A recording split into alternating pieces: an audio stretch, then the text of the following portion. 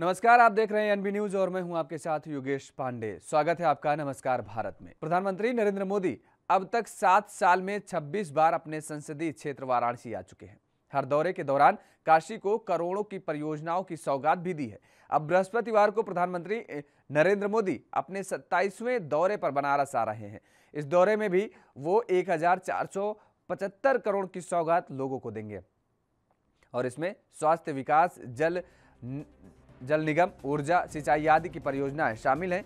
प्रधानमंत्री नरेंद्र मोदी बृहस्पतिवार को करीब 5 घंटे का समय वाराणसी में बिताएंगे। इस दौरान जापान और भारत की दोस्ती के प्रतीक रुद्राक्ष कन्वेंशन सेंटर समेत कई परियोजनाओं की सौगात भी देंगे।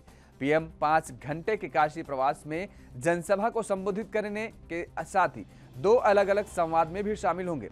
पीएम के आगमन की तैयारियों को अंतिम रूप दिए जाने से पहले बुधवार को देर शाम मुख्यमंत्री योगी आदित्यनाथ भी समीक्षा के लिए वाराणसी पहुंच गए हैं।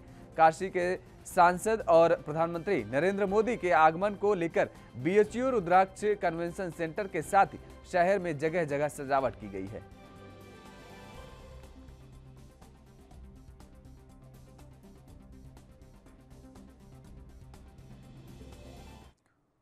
तजाकिस्तान के दुशांबे में एससीओ की बैठक से इतर भारत और चीन के विदेश मंत्रियों की एक अहम मुलाकात हुई है। इस मुलाकात में भारत ने चीन को ये 2 टूक बता दिए हैं कि एलएसी विवाद लंबा खिंचने से रिश्तों में खटासी बढ़ा रही है।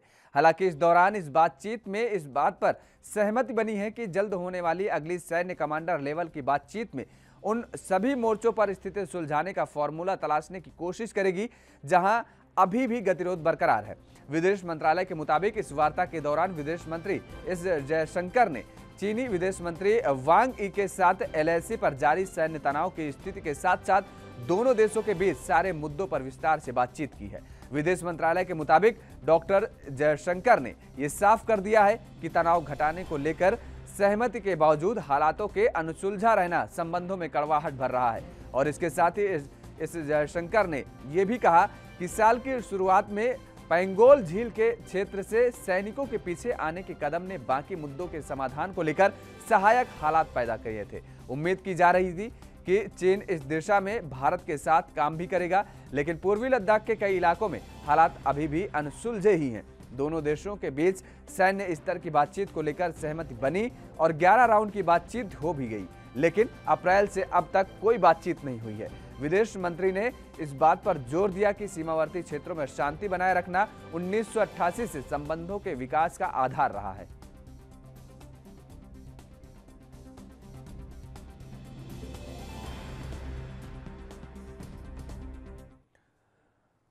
तो उधर चीन को लेकर केंद्र की नीति को कटघरे में लेते रहे राहुल गांधी ने एक बार फिर अपनी नाराजगी जताई है। राहुल ने बुधवार को संसदीय रक्षा कमेटी से वॉकआउट कर दिया। मीडिया रिपोर्ट के मुताबिक कमेटी के सामने राहुल ने डोकलाम समेत बॉर्डर के दूसरे मुद्दों पर चर्चा करने की मांग की थी, लेकिन उनकी मांग को खारिज कर दिया गया, जिसके बाद राहुल गांधी दूसरे कांग्रेस सदस्यों के साथ कमेटी की बैठक के बाहर आ गए। दरअसल इससे पहले भी पिछले साल दिसंबर में भी राहुल गांधी ने रक्षा कमेटी की बैठक का वॉकआउट किया था। उस वक्त chief of defence staff Bipin Rawat committee के साथ रक्षा यूनिफॉर्म को लेकर जानकारी साझा कर रहे थे कि राहुल ने बीच में ही लद्दाख को लेकर सवाल पूछे और इस मुद्दे पर चर्चा की मांग की, लेकिन कमेटी के अध्यक्ष जुआल ओराम ने राहुल को बीच में बोलने से टोका तो वो बैठक से बाहर चले गए। बाद में उन्होंने स्पीकर को चिट्ठी लिखकर शिकायत की कि उन्हें बोलने नहीं दिया गया, जो कि गैर लोकतांत्रिक है। इसके पहले बुधवार सुबह ही राहुल गांधी ने एक न्यूज़पेपर कटिंग को साझा करते हुए ट्वीट किया था कि मोदी सरकार ने विदेश और रक्षा नीति विदेशी राजनीतिक हथकंडा बनाकर देश को कमजोर कर दिया है।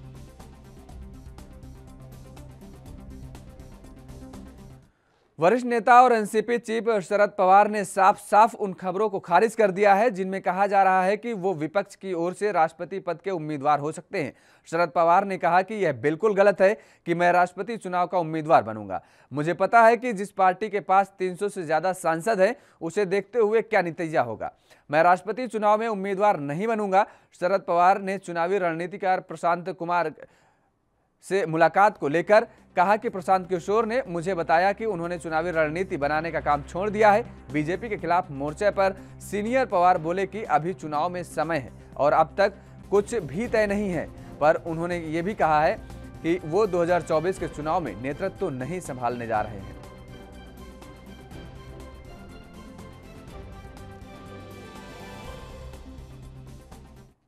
देश भर में लगातार बढ़ रही महंगाई को लेकर कांग्रेस पार्टी ने सरकार के खिलाफ मोर्चा खोल दिया। महंगाई के मुद्दों को लेकर कांग्रेस पार्टी अब सरकार के खिलाफ सड़कों पर उतर आई है। यूपी के जनपद जालौन के मुख्यालय उरई में बढ़ती महंगाई को लेकर कांग्रेस कार्यकर्ताओं ने सरकार के खिलाफ जोरदार प्रदर्शन किया। सैकड़ों कांग्रेस कार्यकर्ताओं ने शहर के पेट्रोल पंपों पर हस्ताक्षर अभियान चलाया और लोगों से महंगाई पर उनकी राय भी जानी। इस दौरान प्रदर्शनकारियों ने सरकार के खिलाफ जमकर नारेबाजी भी की। कांग्रेस जिलाध्यक्ष राजीव नारायण मिश्रा और शहर अध्यक्ष रेहान सिद्दीकी के नेतृत्व में कार्यकर्ताओं ने तहसील से मुख्य मार्गों और पेट्रोल पंपों पर होते हुए हाथों में बैनर लेकर विरोध प्रदर्शन किया। शहर जिलाध्यक्ष रेहान सिद्दीकी ने कहा कि जिस तरह से सरकार द्वारा पिछले सालों में डीजल, पेट्रोल और रसोई गैस के दामों में बेतहाशा बढ़ोतरी की गई है, उससे आम जनता पर महंगाई की मार पड़ी है। कांग्रेस पार्टी सरकार से पेट्रोल, डीजल और रसोई गैस के बढ़ते दामों पर अंकुश लगाने की मांग करती है और इसी बात को लेकर उपभोक्ताओं और आम लोगों से हस्ताक्षर के माध्यम से सरकार को कड़ा संदेश देने का काम किया जाएगा। कार्यकर्ताओं ने चेतावनी दी है कि अगर महंगाई पर कंट्रोल ना हुआ तो कांग्रेस पार्टी को उग्र आंदोलन करने को बाध्य होना पड़ेगा।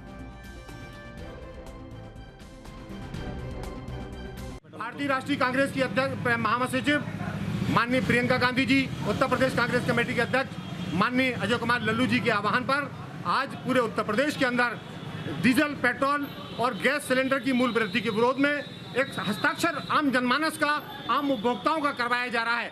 उसी के तहत उरई के अंदर जिला एवं शहर कांग्रेस कमेटी द्वारा यहाँ पे हस्ताक्षर अभियान पेट्रोल टैंक पे किया जा रहा है, जिसमें तमाम उपभोक्ता यहाँ पर हस्ताक्षर कर रहे हैं। जिनको ये लगता है कि पेट्रोल महंगा हो गया, जिनको ये लगता है कि डीजल महंगा हो गया, जिनको ये लगता है कि सिलेंडर महंगा हो गया, वो सभी लोग यहाँ पे आके हस्ताक्षर कर रहे हैं और भारतीय जनता पार्टी का विरोध स्वरूप वो यहाँ पे हरियाणा के औद्योगिक क्षेत्र धारूहेड़ा नगर पालिका के उप प्रधान चुनाव में वार्ड नंबर 5 के पार्षद अजय जांगड़ उर्फ सत्यनारायण को साथी पार्षदों ने निर्विरोध उप प्रधान चुन लिया है।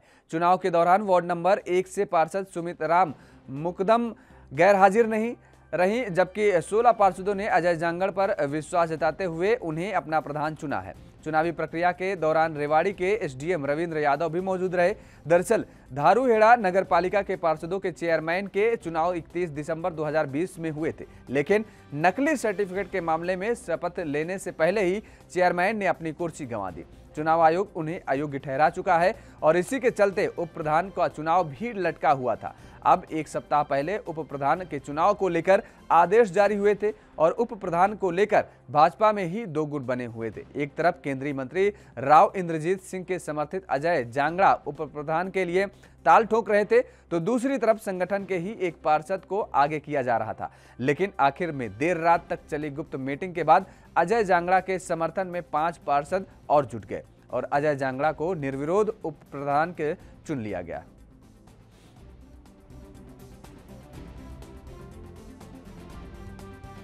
जनता ने हमें विश्वास किया है, पार्षदों ने सबने विश्वास, इस पे बहुत पूरा उतरेंगे, हम खरे उतरेंगे काम के पीछे। काम की जीत है और काम के पीछे। आज धारूहेड़ा नगर पालिका का वाइस चेयरमैन का चुनाव हुआ और सर्वसम्मति से हुआ, ये बहुत अच्छी बात है। और भाई सत्यनारायण उर्फ अजय जांगड़ा इसमें निर्वाचित हुए हैं, चुनाव जीते हैं और भारतीय जनता पार्टी के समर्थक हैं और माननीय राव इंद्रजीत सिंह जी का इन पर आशीर्वाद है और उन्हीं के समर्थन से आज ये वाइस चेयरमैन बने हैं।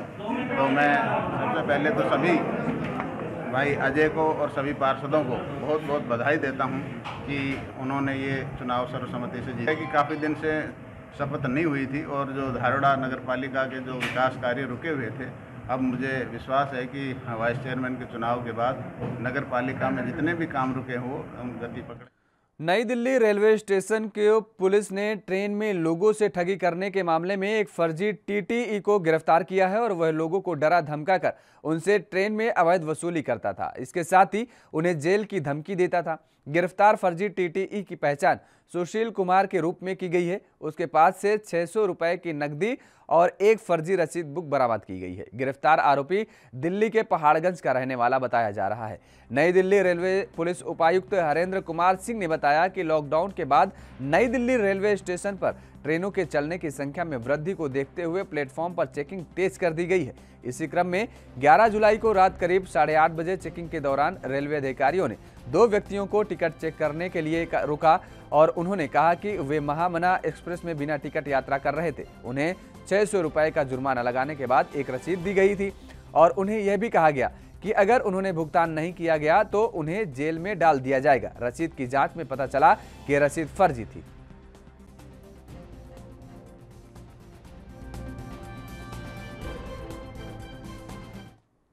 यूपी के बलिया से शहर कोतवाली की छोटी मठिया का विवाद गहराता जा रहा है। दरअसल अब मठ के पुजारी ने डीएम को पत्र देकर मठ की जमीन को अवैध तरीके से कब्जा करने और बेचने का आरोप लगाया है। वहीं दूसरे पक्ष का कहना है कि सभी आरोप झूठे और बेबुनियाद हैं। बता दें कि बलिया शहर के कदम चौराहा स्थित छुटकी मठिया की पुजारी सर्वेश्वर दास सहित सैकड़ों मोहल्ले वासियों ने जिलाधिकारी को ज्ञापन सौंपकर स्थगन आदेश का अनुपालन सुनिश्चित करने हुए मठिया का जमीन की सुरक्षा करने की मांग की है और इसके साथ ही मठ और मंदिर की स्मृति और रखरखाव में प्रतिवादियों द्वारा किए जा रहे हस्तक्षेप से रोके जाने की भी मांग की है।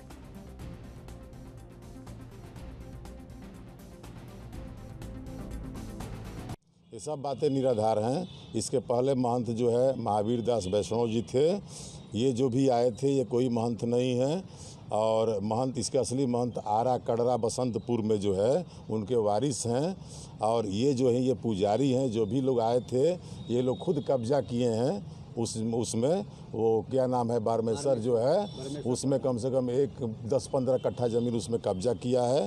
हाँ, वो हमारा लूटना चाहे कि सब हमारा है। आप क्या चाहते हैं? हम न्याय चाहते हैं कि हमारा वो मठ बच जाए। इसके लिए हमारा सेवक भगत भी रहता है वहाँ पर, तो ये कहते हैं कि सब लुटेरा गुंडा बदमाश को रखा है। भूमाफिया है क्या वो सब? हाँ, हेलो, भूमाफिया लोग कहते हैं। हमारा सेवक भगत भी आते हैं तो उनको मंत्री जी से क्या गुहार लगाना चाहेंगे? अपने आपके जो मुख्यमंत्री हैं योगी जी, उनसे क्या गुहार लगाना चाहेंगे? अब तो मुख्यमंत्री जी के तो हम करेंगे, इसके बाद अब क्या होता है। क्या उनसे मांग करना चाहेंगे? हम लोग मांग चाहते हैं कि हमारा मठिया सुरक्षित हो जाए। उनके सच्चाई में कोई निराधार नहीं है, सब निराधार है और गलत सब उनका है। हरियाणा रोहतक के सुनारिया जेल में दुष्कर्म और हत्या मामले में सजा काट रहे डेरा सच्चा सौदा प्रमुख गुरमीत राम रहीम की मंगलवार तड़के तबीयत बिगड़ गई और जिसके बाद बाबा को उपचार के लिए दिल्ली एम्स ले जाया गया, जहां उनके पेट से संबंधित टेस्ट किए गए। उनकी एंडोस्कोपी और एमआरआई समेत कई महत्वपूर्ण टेस्ट किए गए। उपचार के बाद गुरमीत को रात को एम्स में वापस रोहतक के लिए रवाना किया गया। इससे पहले भी 2 बार राम रहीम के पीजीआई और गुरुग्राम में मेदांता में उपचार के लिए ले जाया जा चुका है। एक बार उनकी मां से मुलाकात के लिए पैरोल दी गई थी। पीजीआई एमएस ने उनका उपचार करने के लिए डॉक्टरों का पैनल भी बनाया था, लेकिन उच्च रक्तचाप के अलावा कोई बीमारी नहीं पाई गई और इसके बावजूद डॉक्टरों की टीम उनके स्वास्थ्य पर नजर बनाए हुए है। फिलहाल रुकते हैं एक छोटे से ब्रेक के लिए। ब्रेक के बाद फौरन हाजिर होते हैं।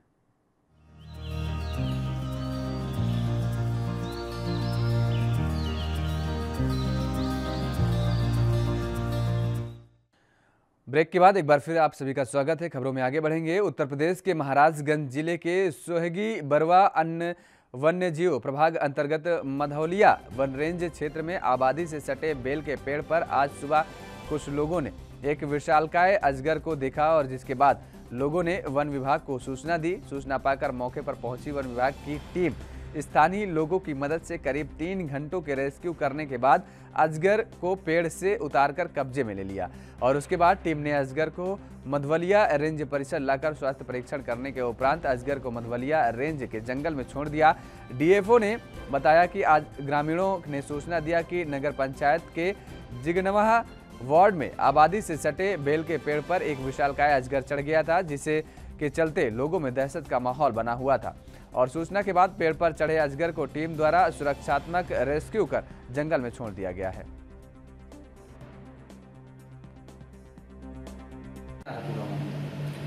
हमको तो सुबह सूचना आई कि एक अजगर निकला हुआ है जिग्नेहाव गाँव मधवलिया रेंज पर। तो हमने स्टाफ को इन्फॉर्म कर दिया है। स्टाफ ने वहां पे जाके मौके पर जाके उसको रेस्क्यू।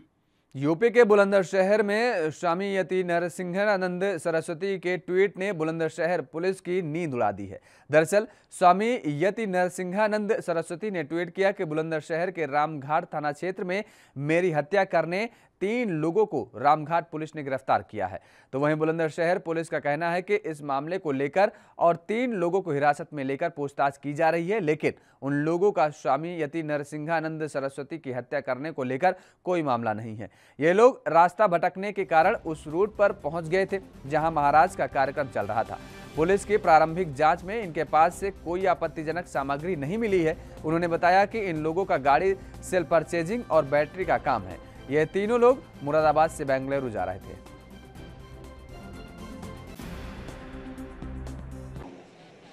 एक car Punjab number PB 08 EM 9898 सवार 3 युवक चेकिंग के दौरान रामघाट थाना क्षेत्र में पकड़े गए, लेकिन अब तक इनका यति नरसिंहानंद सरस्वती जी के कार्यक्रम में कोई संबंध नहीं पाया गया है।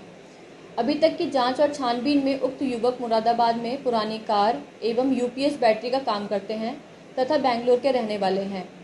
उक्त युवक मुरादाबाद से आ रहे थे और इनका बताना यह है कि हम अलीगढ़ आगरा होते हुए बेंगलोर जा रहे थे तथा रास्ता भटककर थाना रामघाट के क्षेत्र में आ गए, जहां यति नरसिंहानंद सरस्वती जी का कार्यक्रम चल रहा था। युवकों के पास से कोई भी आपत्तिजनक वस्तु या सामग्री नहीं मिली है एवं गतिविधि और संदिग्धता के संबंध में कोई तथ्य और साक्ष्य प्रकाश में नहीं आए हैं। फिर भी गहनतापूर्वक तो उधर यूपी के हाथरस में पुलिस ने हत्या के आरोप में 8 वर्ष से फरार चल रहे आरोपी को गिरफ्तार कर लिया है। दरअसल पूरा मामला थाना चंदपा क्षेत्र के गांव कचपुरा का है, जहां बिहार के जनपद बेगूसराय में 8 साल पहले हत्याकांड में फरार चल रहे आरोपी को पुलिस ने धर दबोचा है। गौरतलब है कि आरोपी यहां मंदिर में साधु के रूप में भेष बदल कर रह रहा था और वहीं पुलिस ने आरोपी को तमंचे समेत गिरफ्तार कर लिया है।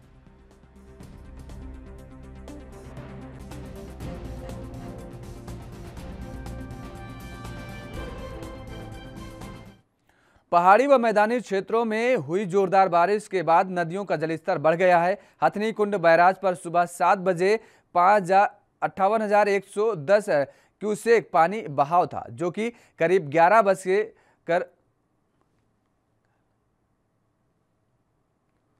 तो ऐसे में जलस्तर के और बढ़ने की संभावना जताई जा रही है और जलस्तर बढ़ने के बाद पश्चिमी यमुना व पूर्वी यमुना नहर में पानी की सप्लाई कम करके यमुना नहर में छोड़ दिया गया है। यमुना में 42,835 क्यूसेक पानी का बहाव रहा और यह अब तक का अधिकतम बहाव है, लेकिन फिर भी यमुना नगर के क्षेत्रों में सिंचाई के पानी की कमी है। लोग सिंचाई के पानी के लिए अब भी सरकारी मदद को मुंह ताक रहे हैं।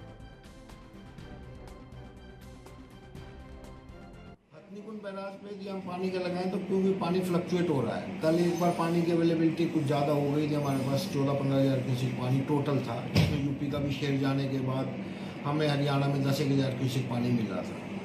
आज यदि एट प्रेजेंट का लगाएं तो हमारे पास इस टाइम 8,000 से 10,000 क्यूसेक पानी इस टाइम में फ्लक्चुएट कर रहा है और हम जो पानी है वो सारे का सारा मुनक हेड की तरफ WJCMLL के थ्रू करनाल सर्कल को डिलीवर करते हैं।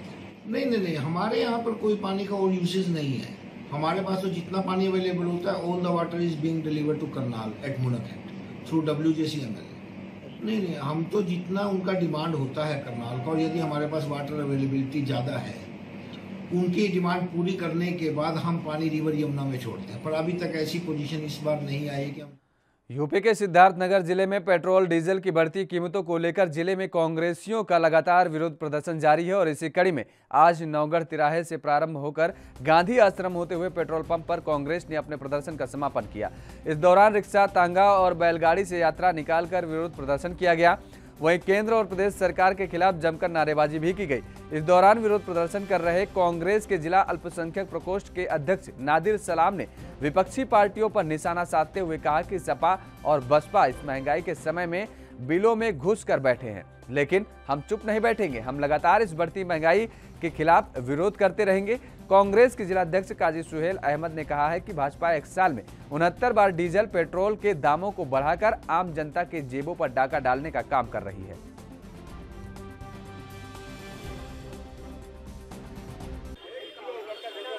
पेट्रोल के दामों को लेकर और रसोई गैस के दामों को लेकर कांग्रेस पार्टी लगातार कामों कर है। आज हमारा आंदोलन लगातार जारी है और ये आंदोलन हम करते रहेंगे। जो मुख्य विपक्षी पार्टी उत्तर प्रदेश के अंदर थी, सपा और बसपा अपने दिलों में घुसी हुई है।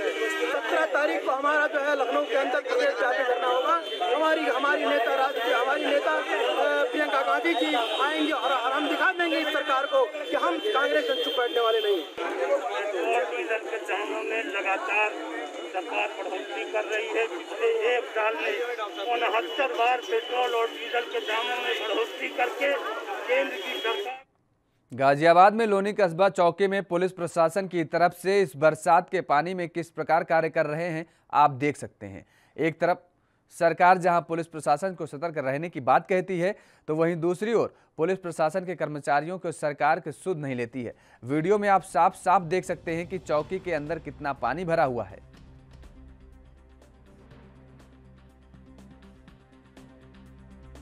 में लगातार गर्मी के कारण काफ़ी लोग परेशान थे, लेकिन आज हल्की सी बारिश ने गाजियाबाद नगर निगम और नगर पालिका की पोल खोल के रख दी है। आप देख सकते हो तस्वीरों में कि किस तरह यहाँ लोनी की एक पुलिस चौकी जो पानी में डूब गई है। कहते हैं कि जैसे कि सरकार कहती है सड़कें, यहाँ सड़कें तो दिखाई नहीं दे रही हैं। पानी के अंदर चौकी, हॉस्पिटल और भी सरकारी विभाग डूबे पड़े हैं। चारों ओर जल मगन हुआ पड़ा है। जो प्रशासन के दावे थे वह बिल्कुल खोखले नजर पाए गए हैं। गाजियाबाद से कैमरा पर्सन सोनू के संग मैं परवीन अरोड़ा, ANB न्यूज। हरियाणा के नगर भवानी खेड़ा में लगातार कई दिनों से गंदे पानी की सप्लाई हो रही है और जिससे लोगों को काफ़ी परेशानी का सामना करना पड़ रहा है। और जलघर में इकट्ठा हुए लोग और यहां उनके द्वारा जमकर नारेबाजी की गई। ग्रामीणों को कहना है कि बार बार शिकायत करने के बावजूद भी हमारी समस्या का कोई समाधान नहीं हो रहा। परेशान होकर अपने इस समस्या के खिलाफ अपना विरोध दर्ज करवाने ये लोग यहाँ पहुंचे हैं और तब जाकर SDO ने जल्द ही समाधान करने का आश्वासन दिया है। यही मांग है। इसमें मैंने टैंकों में बिल्कुल गंदा पानी है, मछली मैले मर चुकी है और सारा गांव में पूरा खारा पानी सप्लाई हो है। जिस तरह हर लेडीज का, हर जेंट्स का, हर छोटे बच्चों का मैले श्रम रोग की शिकायत हो रही। हमारी यही मांग है। इसमें सारे दोनों टैंक मैले सफाई हो जाए और मैले खारा पानी बंद हो जाए पूरे गाँव में। और जितने भी मैंने कनेक्शन होने, जितने भी मैं ये नहीं कह रही कि हर गांव में मैंने आधा घंटा या पौना घंटा हो, जितने भी कनेक्शन होने उसकी टाइम टेबल बना ले। भाई 20 मिनट छोड़नी है या 25 मिनट छोड़नी है, जिस उसी हिसाब का हर पूरा गांव में पानी चलना चाहिए। पानी की डेगी की समस्या थी, SDO साहब ने आश्वासन दिया भी सफाई भी होगी और अपना पानी भी मिलेगा। जो भी गैर कानूनी तरीके से नलके लग रहे हैं वो भी हटाए जाएंगे। और अगर ये कार्रवाई नहीं होगी तो हम रोड जाम करांगे। हमने तो खतरे को निकल दिया था। SDO एक्शन तो चीजें के हैं छोटा गंजी। अगर वही सही होगी तो ठीक है, नहीं होगी तो हम दोबारा तक करांगे। इन्होंने 15-20 दिन का नाम लिया, जिनको 15-20 दिन में आपकी सारी समस्या का समाधान होगा। पानी की समस्या है मेन तो डिग्गी दो टैंक है हमारे गांव में। दोनों टैंकों में मच्छी इतनी पड़ी है, मरी पड़ी है। महकमा कोई कार्रवाई नहीं कर रहा था। महकमे तो कई बार कहा भी आप इसको सफाई करा दो, इसके दोनों टैंकों को पानी साफ हो जाएगा। पानी असल तो पानी आने नहीं देंगे, पानी पहुँचता है डिग्गी तक। अगर पहुँचा है तो 2-4 दिन का पानी पहुँचा है, उसके बाद पूरा महीना ऐसे खाली जाओ है। जहाँ आपने देखा भी है, सारा फोटो भी लिए है, मरी पड़ी है। इतना यूपी के झांसी में पुलिस ने 2 शातिर वाहन चोरों को गिरफ्तार किया है। पुलिस ने इनके पास से चोरी की हुई 5 बाइक भी बरामद की हैं। पुलिस ने चेकिंग के दौरान इन दोनों संदिग्ध व्यक्तियों की गिरफ्तारी की है और जिसके बाद संदिग्ध व्यक्तियों की निशानदेही पर 5 बाइक भी बरामद की गई हैं। पुलिस ने तलाशी के दौरान दोनों के पास से तमंचा और कारतूस भी बरामद किए हैं।